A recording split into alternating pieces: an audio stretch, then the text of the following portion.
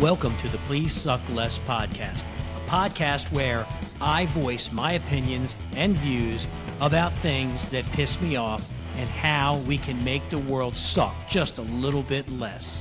Thanks for listening.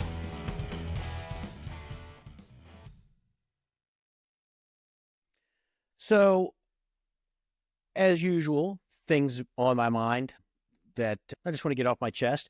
It's my podcast. I rant. If you like what you hear, awesome. Like and subscribe. If you disagree with me, that's cool too, because this is America. We are allowed to do that. And we'll talk a little bit about some discord when we talk about America and things that are going on in the country right now. I'm not going to get way political, but just some things that I see. But the first thing I want to talk about goes towards a leadership category. Moreover, your boss. There are times when you aren't going to agree with your boss, and that's okay. It happens all the time. And as part of an organization, you should feel that it's okay for you to say you disagree with something. Now, you have to do it respectfully, and I've talked about that before across a few different podcasts, a couple that I do, some other people's podcasts. But it's okay to disagree. That's what it's all about, whether it's the fire service or the civilian world, whatever. You respectfully disagree. And not only should you feel comfortable to say, hey, I disagree with something, you got to back it up with facts. You just can't say, oh, yeah, and then not have any facts. I mean, that's kind of some of the issues that we're having in our political climate, which I said I'll talk about in a few minutes. But you can respectfully disagree with whatever your boss is saying. He might be coming up with a policy, he or she.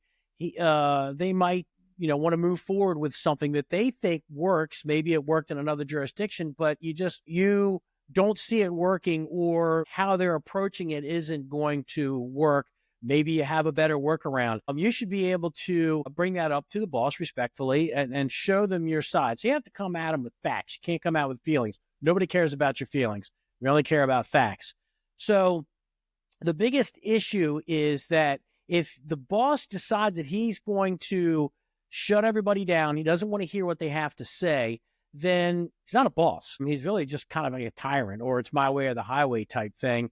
And over time, you'll see that programs aren't going to work correctly. You're going to have in the civilian world, you'll see a lot of people leaving that particular business, maybe going on to another workforce. You'll see that your numbers will start to dwindle. Holdovers are going to happen because people aren't going to work for an organization that has a boss that is the my way or the highway mentality. So respectfully disagree. Come at them with facts as to why you disagree, and then maybe come up with an alternative or a solution. I used to tell my guys, hey, if you have an issue, come at me with also a solution. Even if it's 70%, we'll get it across the line at 100.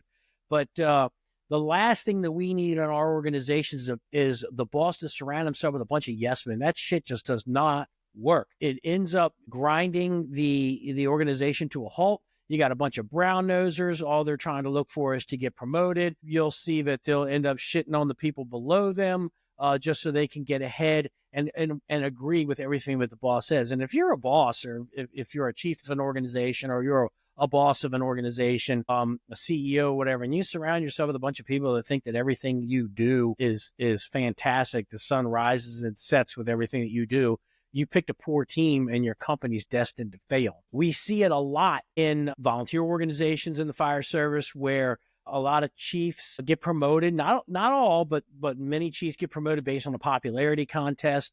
And then they pick people that they like that may not necessarily be the best people for the organization to run the organization.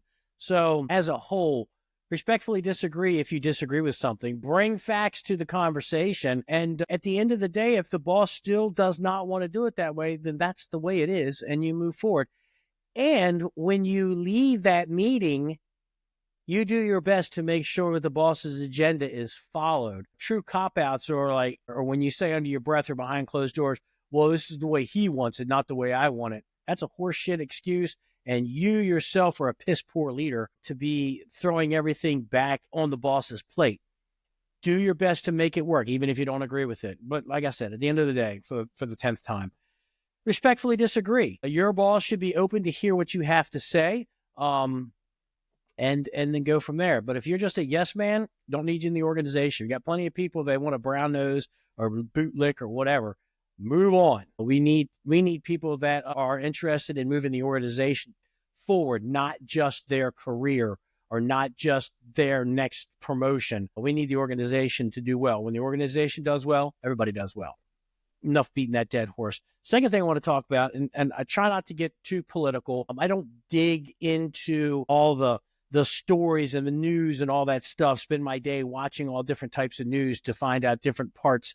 I just look at what I see with my own eyes. We saw the president speak, I guess it was the day before yesterday, to Congress, and what a shit show that was. A lot of good points that were hit. Whether you like the guy, you don't like the guy, that's irrelevant. The things that he was talking about are just common sense things. And the fact that, that one political party can't agree that some of the things that were said and done that night were fucking good. If you are so ingrained, entrenched, so angry of the way that an election turns out that you have to turn off all of your beliefs and everything that you think is right and that you would stand up for in a normal environment, you have to turn that off because your hatred for one person is so all-inclusive, encompassing, it defines who you are.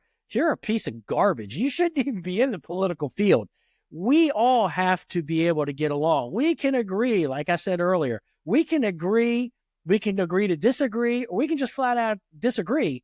But, the American public is looking for the adults in the room. And right now, Republicans, Democrats, you guys are asshats. Nobody is an adult in the room. I look at my state, in the state of Maryland. We've got Chris Van Hollen and Jamie Raskin, two pieces of garbage. I did not vote for these pieces of garbage. If they were Republicans and they act like this, I wouldn't have even given them the time of day. But they're supposed to represent our entire state, and these guys flat out suck.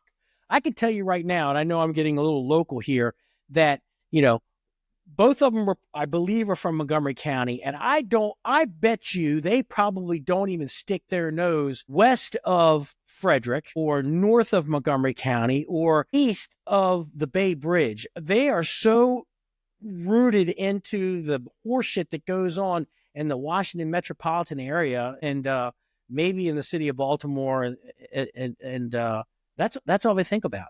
And they are truly not representing, the majority of Marylanders. Yeah, you got elected because you have the most populated counties, which are deep blue, elect you. And unfortunately, you're not speaking for everybody. At the end of the day, whether you're a Democrat or Republican, you're supposed to be speaking for everybody that is in your state. But I'll tell you right now, Raskin and Van Hollen, two pieces of garbage that do not have the interests of all people in the state of Maryland. That's why people are fleeing state of Maryland. Taxes are ridiculous. But anyway, you politicians, you need to be the adults in the room, whether it's county politicians, state politicians, federal politicians. You need to be the adult in the room. We are looking for you to solve complex issues that arise that government needs to solve. And this bitching back and forth and backstabbing and protests and screaming at clouds, for Christ's sake, if one party said the sky was blue, you'd scream and carry on and call them a racist and a homophobe. And if the other one wanted to see something in a different light than you do, you're going to disagree. The problem is there is common ground that we can all come together and agree on, like the things that happened at the state of Congress. I mean, a child that was diagnosed with brain cancer that was only given 6 months to live has been alive for now 6 years, and all that kid wants to be is law enforcement. And made him an honorary member of the Secret Service. That was friggin' awesome. You couldn't stand up for that poor kid. What do you think that his parents think that you guys can't even come together on a kid that has survived cancer? Another kid got appointed to West Point. That's awesome. That's not easy to get into. That's what he wants to do. He wants to devote his life to service. You can't stand up and clap for that. You guys are fucking pathetic. At the end of the day, enough of the rant. It's okay to disagree. It's okay not to want to agree with somebody else's point of view. That's fine, but it shouldn't be to the point where it just polarizes an entire country. It's okay to disagree with your boss. Respectfully disagree. Tell them why you disagree, and then come at them with facts. Don't come at them with feelings. Don't just throw your hands up in the air and say, that'll never work. We've always done it this way. Whatever. Respectfully disagree. And it's okay to agree to disagree. We're all adults at the end of the day, or at least we're supposed to be. We're all human beings. At the end of the day, all we want is to be able to succeed in our jobs, be happy when we go home, be happy that our country's there to protect us in our time of need. That's all I got to say. So at the end of the day, do better, suck less. I'm out.